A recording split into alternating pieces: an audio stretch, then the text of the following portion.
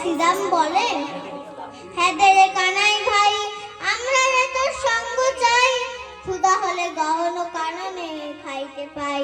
ভোজ রাখালগণ তোর সঙ্গ চাই কেন, তুই সৎ এবং সাধু, তাই মহাজনগণ কলম দিলেন।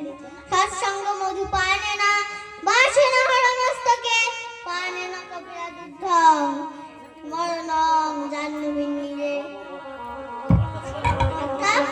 অর্থাৎ সৎ ধাঁধার একটি গোবর ভ্রমণ আর অসৎ ধাঁধার একটি গোবর পোকা, এই দুজনের মধ্যে বন্ধুত্ব হল। ভ্রমর একদিন পদ্মের মধু পান করতে যাচ্ছিল, ঠিক গোবর পোকার সঙ্গে দেখা। গোবর পোকা বলে, বন্ধু বন্ধু তুমি কোথায় চলে এসো?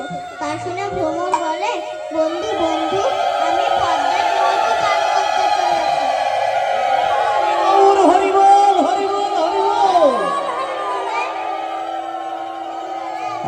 পদ্মের মধু পান করতে চলেছি।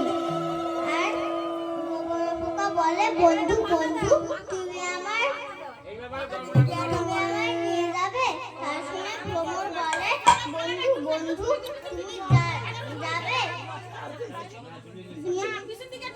তুমি যাবে? তাহলে চলো দুই বন্ধু